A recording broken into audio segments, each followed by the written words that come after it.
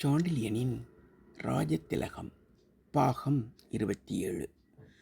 அறைக்குள் மஞ்சத்தில் விழுந்தான் இளவரசன். இரு மங்கையரும் ஒற்றுமையாக இருப்பதை எண்ணி குழப்பமடைந்தான். அறையின் ஒரு மூலையில் நின்று கொண்டிருந்த சீனன் இளவரசனின் செயல்களை கவனித்துக் கொண்டிருந்தான்.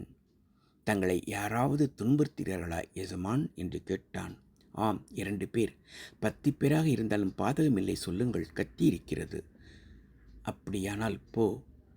ரங்கபதக தேவியும் மைவிழியும் என் பிராணை வாங்குகிறார்கள். பெண்களா? பெண்கள் என்றால் பெரிய உபத்திரவந்தான் எசமான். அதை நீயும் புரிந்து கொண்டதை பற்றி எனக்கு மிகுந்த சந்தோஷம் என்று சொல்லிக்கொண்டே புரண்டு படுத்தான். மாலை வரை எங்கும் செல்லவில்லை. மாலையில் அழைப்பு வந்தது. ஆச்சாரியார் பூஜைக்கு வரச் சொல்லியிருந்தார். பூஜைக்கு தகுந்த ஆடை அணிந்து சென்றான். ஆச்சாரியர் விளக்கு திரிகளை தூண்டிக் கொண்டிருந்தார்.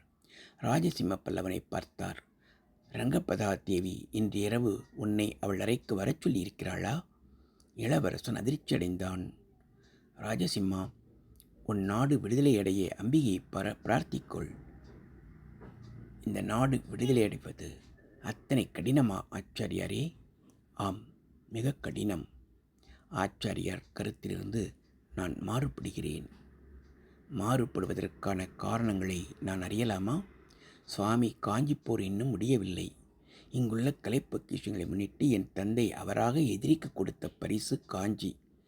ஆனால் தந்தை மீண்டும் போர் துவங்கப் போவதாக ஸ்ரீ ராமபுண்ணிய வல்லவரே சொல்லவில்லையா? ஆம், சொன்னார். அத்துடன் அதன் முடிவையும் சொன்னார். போரில் உன் தந்தை முறியடிக்கப்படுவார் என்று. என் தந்தை தோல்வி அடைவார் என்று எப்படி சொல்கிறீர்கள்? இப்பொழுது உன் தந்தையை எதிர்ப்பது விக்கிரமாதித்தனின் வாழ் மட்டுமல்ல, அதைவிட கூர்மையான ஸ்ரீ ராமபுண்ணிய வல்லவரின் அறிவு. அதனால் உன் தந்தையின் தோல்வி நிச்சயம். உன் தந்தை நேர்மையாக போரிடுவார். ஸ்ரீ ராமபுண்ணிய வல்லவரின் தந்திரத்தை அவரால் வெல்ல முடியாது. அப்படியானால் வழியே இல்லையா? வழி இருக்கிறது. நீயும் தந்திரத்தால் வெல்ல முடியும். தலைநகரை பிடித்துவிட்ட விக்கிரமாதித்தன் பல்லவரை விட தான் நல்ல அரசை மக்களுக்கு கொடுக்க முடியும் என்பதை மக்கள் மனதில் விதைக்க முயன்று வருகிறான். இன்னும் 1 வாரத்தில் காஞ்சி மாநகர் விக்கிரமாதித்தனை தெய்வமென தொழும். இதற்கு காரணமான ராஜதந்திரி ஸ்ரீ ராமபுண்ணிய வல்லவரை நீ சமாளிக்க வேண்டும். இன்னும் 1 வாரத்தில் விக்கிரமாதித்தன் படைகளோ அல்லது அவன் உதவிப்படைகளோ உன் தந்தையை சந்திக்கும். உதவிப்படைகளா? யாருடைய படைகள்? கங்கமன்னன் உதவிப்படைகள். போரில் உன் தந்தை தோல்வியை சந்திப்பார்.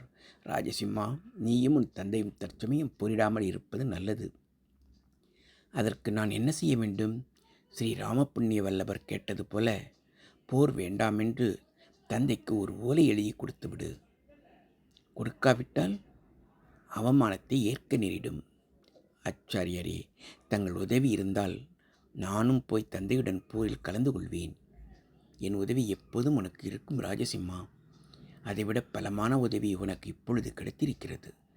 எந்த உதவி? ரங்கபதாக தேவியின் உதவி. உதவி செய்யத்தான் இரவில் என்னை வரச் சொல்லியிருக்கிறாளோ? ஆம். தங்களுக்கு எப்படி தெரியும்? ஆச்சாரியார் பூஜை அறையின் ஒரு மூலையை காட்டினார். அங்கு சில ஓலைச்சுவடிகள். இவற்றில் சில காணும். கங்கன் மகள்தான் எடுத்திருக்கிறாள் என்றார். எதற்கு என்று கேட்டான் இளவரசன். உனக்கு உதவத்தான். அதை இன்று இரவு புரிந்து கொள்வாய். ரங்கபதக தேவியையும் அதிகம் நம்பிவிடாதே. எதற்கும் எச்சரிக்கையாக இரு என்று சொல்லிவிட்டு பூஜை அறையை விட்டு சென்றார். தீவிர சிந்தனையுடன் தனது அறைக்கு சென்றான் பல்லவ இளவரசன். சிறிது நேரத்தில் மைவிழி உணவுத்தட்டுடன் அந்த அறைக்கு வந்தாள். புதிதாக வெண்பட்டு உடுத்தி நெற்றியில் சூரியன் கதிர்கள் போல திலகமிட்டிருந்தாள். அவள் ஜாடையும் சற்று வடநாட்டு பாணியில் எடுத்து கட்டி கொண்டை போடப்பட்டிருந்தது. கொண்டையில் ஒரு வைரம் மாலை சுட்டி கிடந்தது. கழுத்தில் ஆடிய ஒரு புது ஆபரணமும் விலையுயர்ந்த கற்களுடன் பளபளத்தது. இந்த புது அலங்காரத்துடன் வந்த மைவிழி மோகனாரமாக விளங்கினாள். இளவரசன் எழுந்து அவள் அருகே சென்றான். அவள் அழகிய எடையைச் சுற்றி தன் கைகளை இறுக்கி தன்னை நோக்கி இழுத்தான். தொடரும்.